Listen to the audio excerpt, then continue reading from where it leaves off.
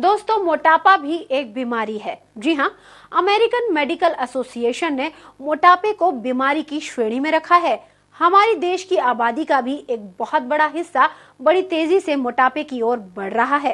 हालांकि पिछले 10 सालों में मोटापे को लेकर जागरूकता आई है, लेकिन सिर्फ जागरूकता से काम नहीं चलेगा, क्योंकि जरूरत है सही समय पर सही कदम उठाने की। और आपकी इसी जरूरत को समझते हुए चलते हैं हमारे हेल्थ एक्सपर्ट के पास।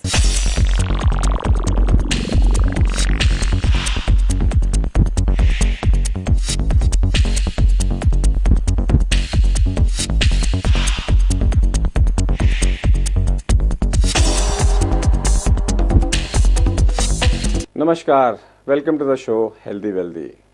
और सवाल आपका मोटापे के ऊपर में कि मोटापे से हम कैसे इलाज कर सकें।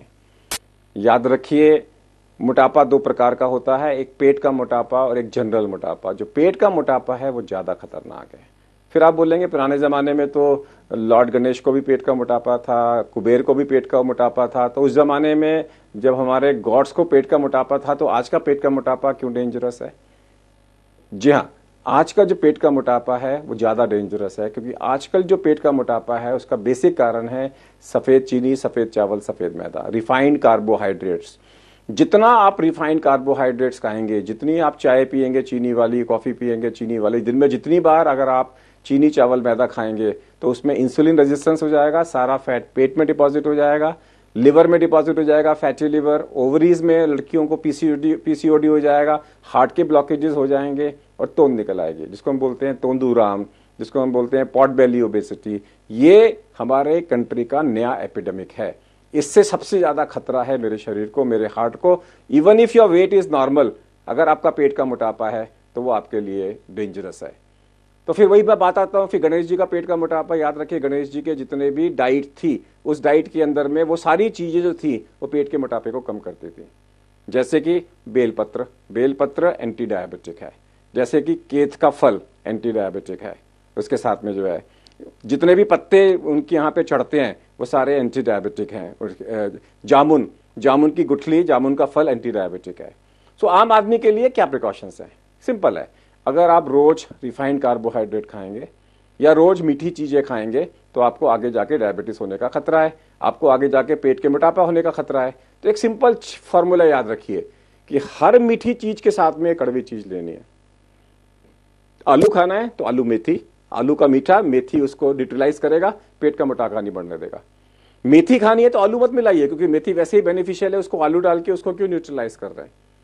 आलू पालक, आलू मेथी, आलू मूंगरे, आलू सेम। सो हर मीठी चीज के साथ में अगर आप एक कड़वी आइटम, कड़वा आइटम का मतलब क्या हुआ? जो हरा और कड़वा है, भिंडी, तोरी, घिया, करेला, मेथी, जामुन, ये सब चीजें जो हैं ये एंटी डायबिटिक हैं और एंटी ओबेसिटी हैं, पॉट बेली ओबेसिटी कम करती है। दूसरा, जितना कम खाओगे उतना पेट का मोटापा कम होगा। 80 ग्राम से ज्यादा कैलोरिक फूड लेने की जरूरत नहीं है। तीसरा, जितना वॉक करोगे उतना पेट का मोटापा कम होगा। सो जिन लोगों को पेट का मोटापा है, अगर वो हफ्ते में 1 दिन अनाज खाना बंद कर दे, साल में 80 दिन अनाज खाना बंद कर दे, खूब सारे आइटम्स कड़वे खाएं, रोज वॉक करें, तो उनका पेट का मोटापा धीरे धीरे धीरे, फैटी लिवर कम हो जाएगा, आगे जाके लिवर डैमेज नहीं होगा, हार्ट डैमेज नहीं होगा। और खासकर यंग लड़कियों को जो यहाँ बाल निकल आते हैं पैरों, हाथों में और मुंह के अंदर में जो है बाल निकल आते हैं, उनको जाके लेजर नहीं कराना पड़ेगा। और वो औरतें जिनके बच्चे पैदा नहीं हो रहे, जिनको इनफर्टिलिटी हो रही है, उनकी इनफर्टिलिटी ठीक हो जाएगी, डिप्रेशन कम हो जाएगा, ब्लड प्रेशर कम हो जाएगा, डायबिटीज कम हो जाएगी। सो इसलिए एक सिंपल फार्मूला है कि अगर आपकी पेट की चौड़ाई 90 सेंटीमीटर से ज्यादा है और आप आदमी हैं, और 80 सेंटीमीटर से ज्यादा है आप औरत हैं, इमीडिएटली अपने डॉक्टर से बात करो कि मेरा इंसुलिन रेजिस्टेंस, मेरा सिंड्रोम एक्स कैसे ठीक हो, ताकि मैं स्वस्थ होके आगे जाके मेरे शरीर में कोई बीमारी ना आ सके।